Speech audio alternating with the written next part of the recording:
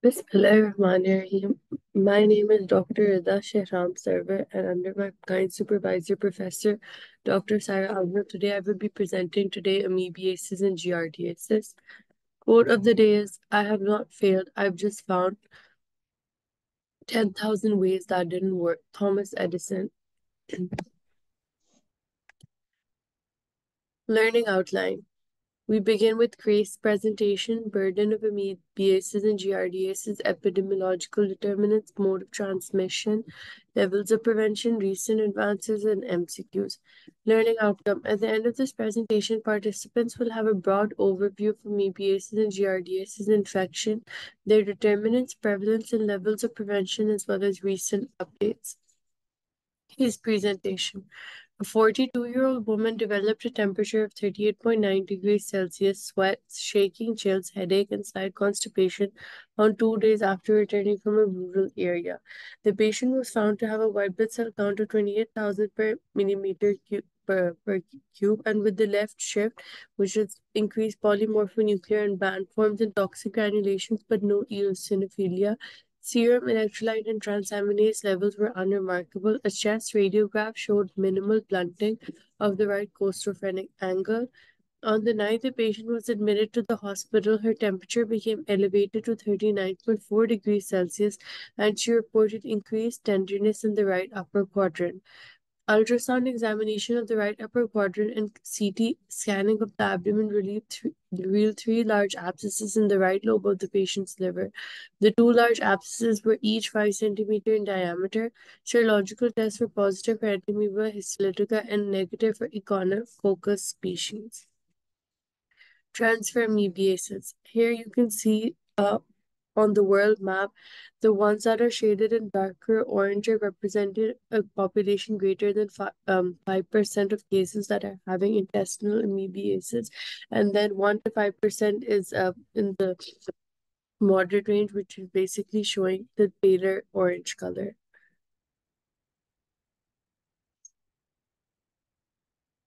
Burden of disease. Common infection of human GI tract. It has worldwide distribution. Major health problem in China, Southeast, West Asia, and Latin America, especially Mexico. Invasive amoebiasis accounts for about 100,000 deaths in the world. Prevalence rate vary from as low as 2 to 60% or more in areas devoid of sanitation. In high prevalence amoebiasis occurs in endemic form as well as high level of transmission and constant reinfection. Pathogenic strain of Entamoeba histolytica, it exists basically in two forms, the vegetative form and then the cystic forms. Agent factors. Trophozoite forms basically are short-lived outside the body. These are not that important in transmission, and cystic forms, however, are infective for a few days, and cysts are not affected by chlorine. Host factors. Age. All ages are susceptible. 18 to 60 years of age. Sex. Both genders are equally involved, and there is no lifelong immunity. Environmental factors include poor sanitation, use of night solely for agriculture, rainy season, sewage, seepage, and water supply. Chain of transmission. Reservoir of infection is that man is the only reservoir, and cases are and source of infection. There's cases carriers, which basically discharge at a rate of 1.5 into 10 raised to the power 7. Risk factors. People in developing countries that have poor sanitary conditions, travelers, people who live in institutions that have poor sanitary conditions, and HIV positive patients. Mode of transmission includes the fecal-oral route, contaminated water or food. Epidemic waterborne infections can occur. Vegetables eaten raw from that field where irrigation of sewage water is done. Vectors, flies, cockroaches, and rodents carrying cysts and contaminated food and drinks. This basically shows the pathogenesis, and it basically shows it going from the infective to the diagnostic stage, and it's also showing you how the trophozoites are evolving and multiplying. Clinical presentation. Most common type of amoebic infection is asymptomatic cyst passage, intestinal amoebiasis, abdominal cramps with mild diarrhea to colitis and dysentery.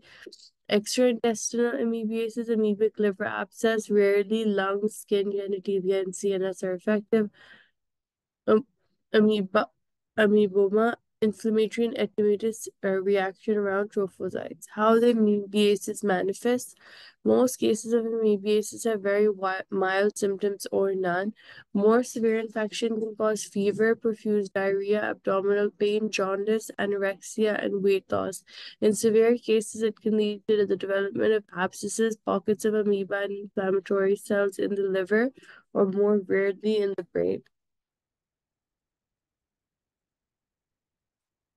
Complications. It can lead to bowel perforation, GI bleeding, stricture formation, fistula formation, amoebic liver abscess, peritonitis, pericarditis, empyema, or brain abscess.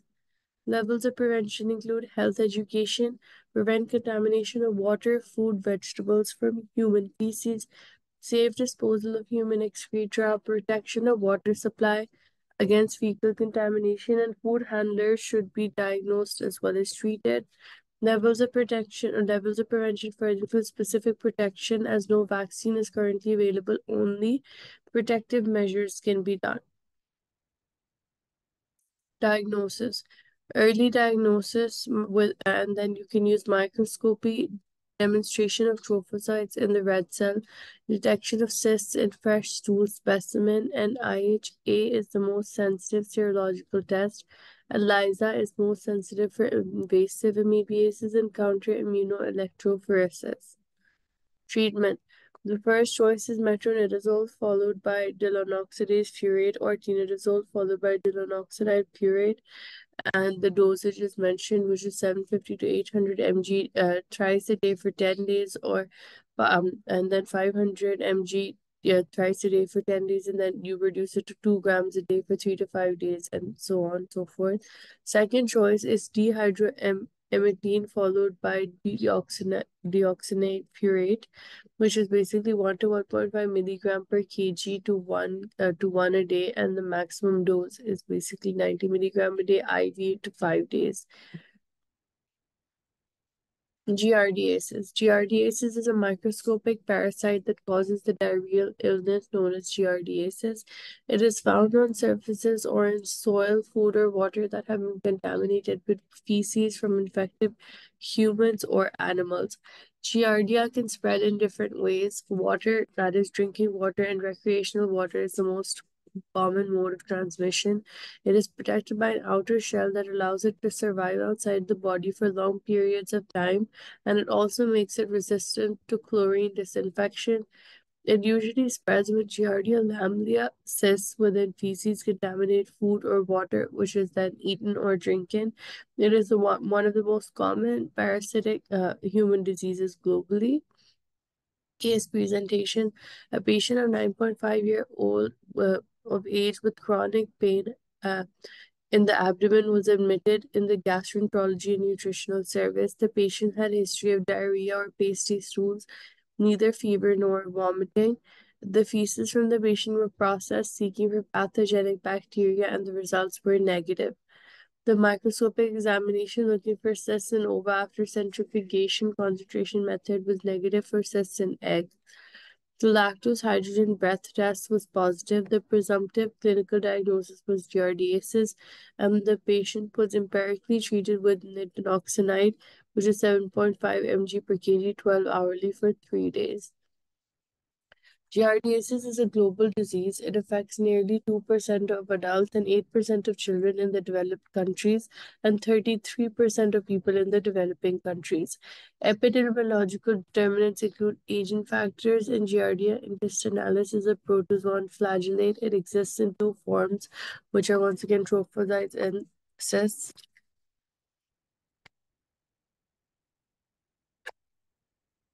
Epidemiological determinants include age, that is, all ages are susceptible, sex, it's equal in both genders, and immunity is that there's no lifelong immunity. Environmental factors include poor sanitation as well as the rainy season. Chain of transmission. Man is the only reservoir and source of infection, and then cases and carriers. Cyst is basically the infective form and it transmits through contaminated food and water. Person-to-person transmission in children, homosexuals, as well as mentally ill people.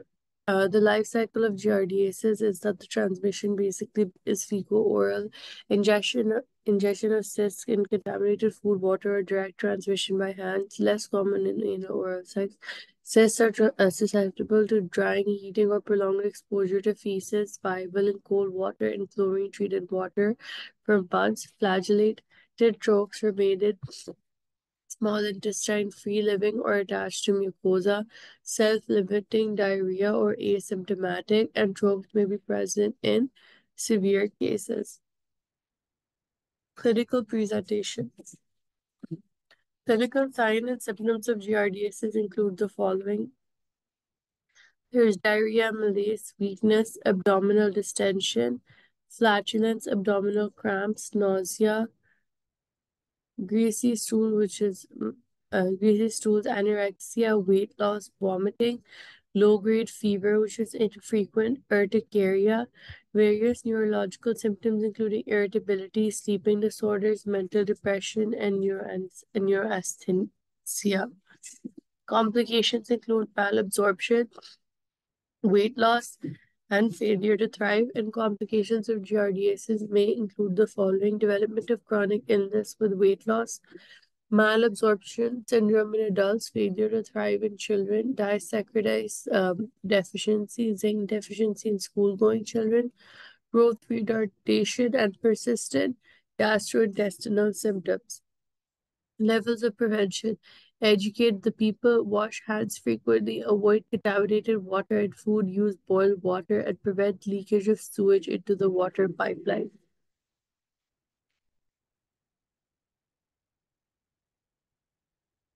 Levels of prevention. Once again, no specific vaccination is available and only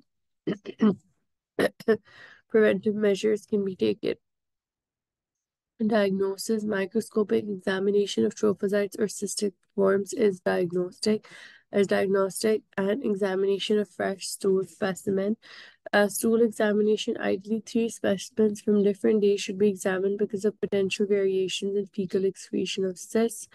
Giardiasis intestinalis is identified in 50 to 70% of patients after single stool examination and in more than 90% after 3 stool examinations.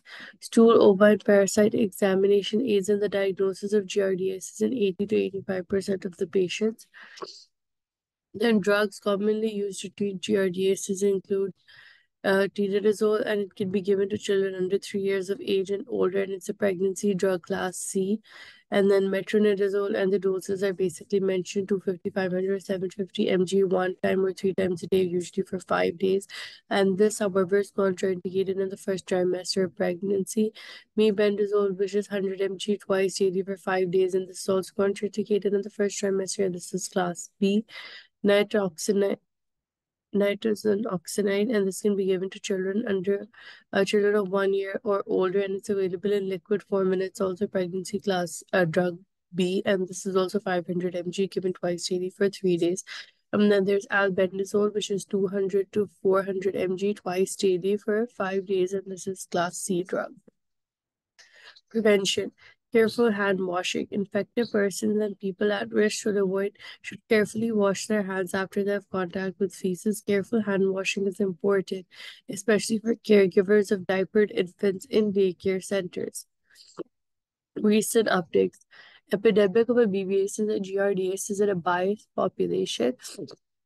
Abstract. Of 126 homosexual males in selected population in New York City, 31.7% were infected with Entamoeba histolytica, 18.3% with Giardia lamblia, and 39.7% with one or both on a single stool examination. Of the 805 clinical and hospital patients examined in the laboratory by the same method, 1.3% were infected with Entamoeba histolytica, 2.1% with Giardia lamblia, and 3.3% with one or both. Evidence indicates that the epidemic that an epidemic of intestinal protozoa infection exists in the homosexual male population in New York City. The difficulty in making a diagnosis, inadequate therapy, failure to alert potential victims, and official neglect of the epidemic have combined to create a dangerous situation. Treatment of intestinal amoebiasis and giardiasis, efficacy of metronidazole and tinidazole compared. Abstract: Aboriginal children who were aged from 6 to 9 years of age and living in Cherbourg community were treated for Giardia lamblia and Entamoeba infection with either the manufacturer's recommended dose of metronidazole, Flagyl, or tinidazole Faciline at 2 dose levels. Tinidazole successfully cleared both protozoans from the stool, a single dose being as effective as the longer regimens which were studied. The obvious advantage of single dose administration is that it should permit more effective treatment of these intestinal parasites, especially in the Aboriginal populations. Antigiardial and antiamoebic activities of fexinidrole and its metabolites. New drug leads for giardiasis and amoebiasis. Abstract: The intestinal parasites Giardia lamblia and Entamoeba histolytica are often major causes of morbidity and mortality associated with diarrheal diseases. Metronidazole is the most common drug used to treat giardiasis and amoebiasis. Despite its efficacy, treatment failures in giardiasis occur up to 5 to 40% of cases. Potential resistance of Entamoeba histolytica to metronidazole is an increasing concern. Therefore, it is critical to research for more effective drugs to treat giardiasis and amoebiasis. We identified anti-giardial and anti-amoebic activities of the rediscovered nitronidazole compound fexinidazole and its sulfone and sulfoxide metabolites. Fexinidazole is equally effective against Entamoeba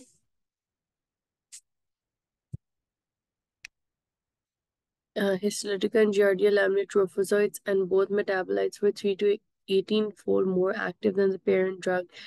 Fexinidazole and its metabolites were also active against a metronidazole resistance rate of Giardia lamblia. And Entamoeba histolytica cell extracts exhibited decreased residual nitroreductase activities when metabolites were used as substrates, indicating nitroreductase may be central to the mechanism of action of fexinidazole. Now coming to MCQs.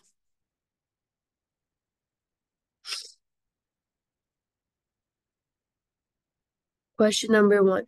Entamoeba histolytica is responsible for the spread of protozoal diarrheal diseases. This infection is most often acquired by A. Consuming food contaminated by trophozoites. B. Consuming food contaminated by cysts. Drinking water contaminated by trophozoites.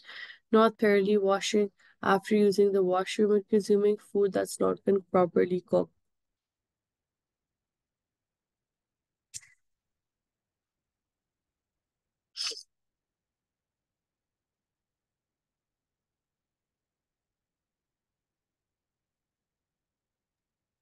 A. The answer is B. Question 2. Malabsorption and atrophy of the villi is caused by the following intracellular intestinal parasite: A. Giardia lamblia, B. Entamoeba histolytica, B. Strongyloids sterocolaris, B. Cyclospora cayetanus, and E. Critosporidium parva. B. A.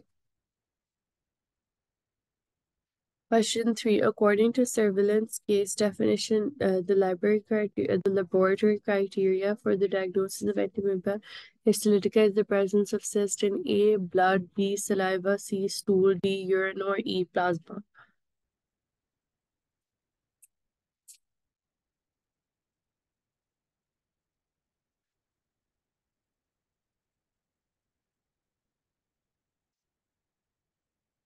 The answer is 3C. stool. Question 4. A 30-year-old male having history of travel 10 days back, and now he presented in the emergency with high-grade fever, rigorous chills, also complains of constipation. CBC shows increased WBCs and chest X-ray reveals slight bulging of the corsophrenic angle. What is the likely diagnosis? A. Amoebiasis, B. Invasive amoebiasis, C. Giardiasis, D. Malaria, or E. Typhoid. A. A. The answer is 4B, invasive amoebiasis, because you can see the bulging of the postrophrenic angle. B. An 8-year-old child presented in OPD setting with complaint of abdominal pain and pasty stools, and the child is having failure to thrive. CBC shows microcytic anemia. Stool examination shows the presence of cysts. What is the likely diagnosis? A. Giardiasis, B. Amoebiasis, C. Hemolytic anemia, D. Pernicious anemia, or E. Invasive amoebiasis.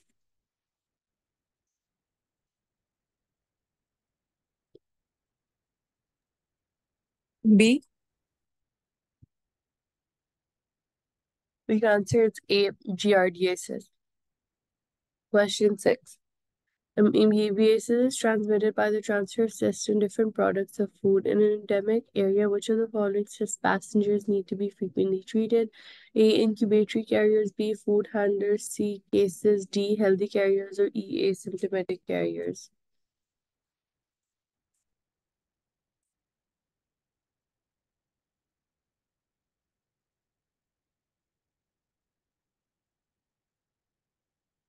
The answer is B. Food handlers.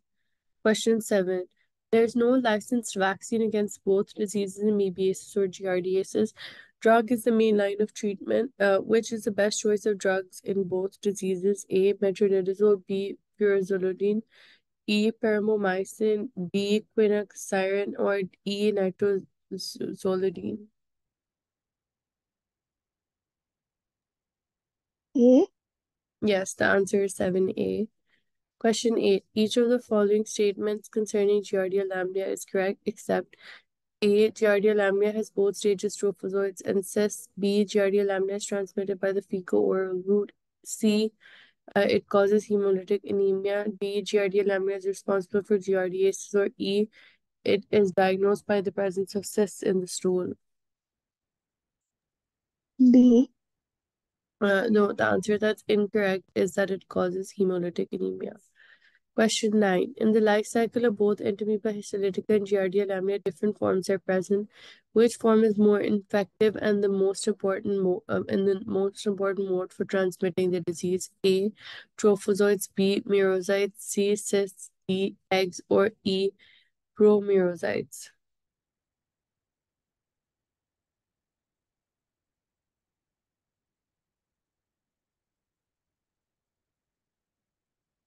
The answer is C. Cysts. Question 10. Entamoeba histolytica is responsible for causing amoebiasis. The most common site for amoebiasis is A. Cecum, B. Sigmoid colon, C. Transverse colon, D. Descending colon, or E. Hepatic flexure.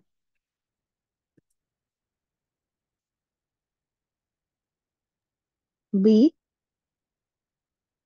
No, the answer is E. Hepatic flexure.